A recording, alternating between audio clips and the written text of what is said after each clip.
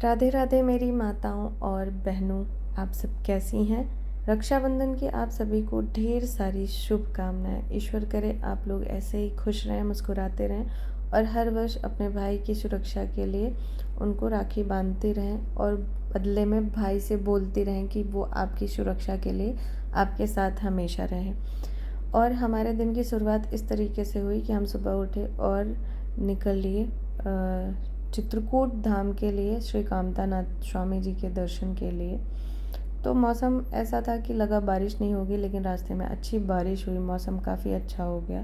लेकिन फिर भी हम लोग दोपहर तक पहुंच ही गए वहां दर्शन के लिए।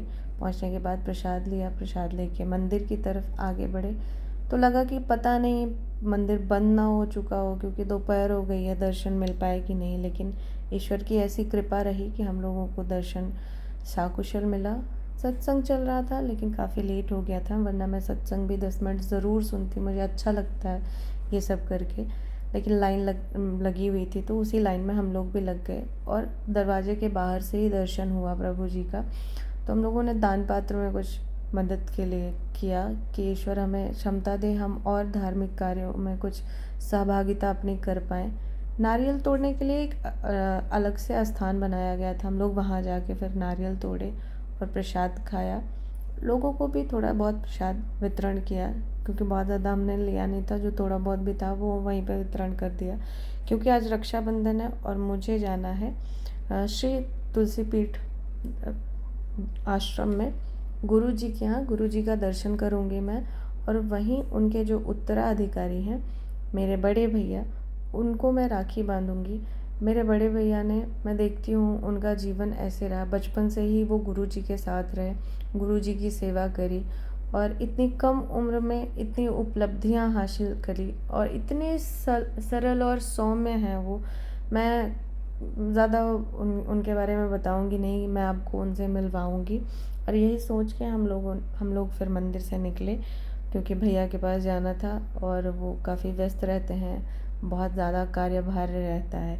गुरु जी की कथा होने वाली है वृंदावन में, तो वहाँ की तैयारी भी कर रहे थे। लेकिन वो सुबह ही आए थे, श्रावणी थी, तो वहाँ की आश्रम की परंपरा है, वो गुरु जी के साथ श्रावणी मनाते हैं।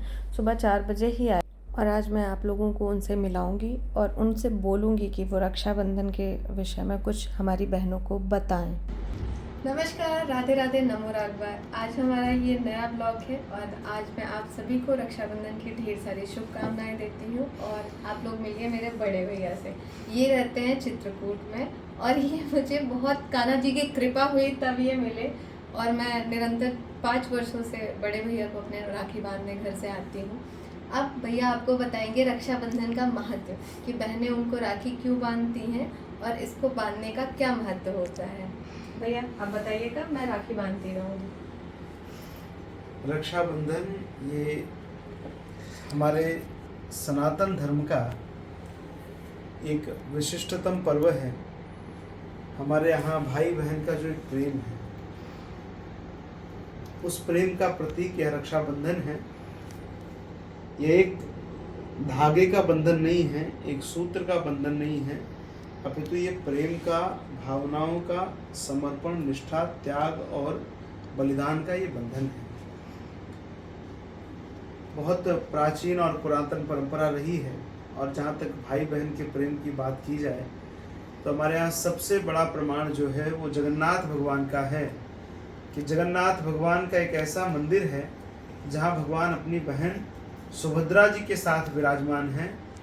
अन्य सभी स्थानों पर भगवान अपनी सहधर्मिणी के साथ, जो शक्तियां हैं उनके साथ विराजमान होते हैं, लेकिन जो जगन्नाथ का मंदिर है वहाँ भगवान सुभद्रा जी के साथ विराजमान है। तो मुझे लगता है कि यह पर्व हम सबको एक प्रेम के बंधन के साथ बांधता है। और इसके साथ ही आज रक्षाबंधन का पर्व है, हमारी बहन वर्षा हमें राखी बांधने आई है। तो मैं इनके माध्यम से, इनके ब्लॉग के माध्यम से अपनी सभी बहनों से कहना चाहता हूँ, आजकल समाज में बहुत तेज़ी से छलावा हो रहा है। जैसे हमें रक्षा बांधी गई, ऐसे ही बहुत लोग रक्षा बांध करके हमारी बहनों को छल रहे हैं। तो हम सबको बहुत सावधान और सतर्क होने की आवश्यकता है।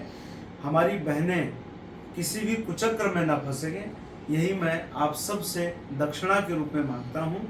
आप खूब स्वस्थ रहें। आपका सुरक्षित रहना इस सनातन धर्म के लिए सुरक्षित रहना है। इस नाते आप सनातन धर्म की आधारशिला हैं।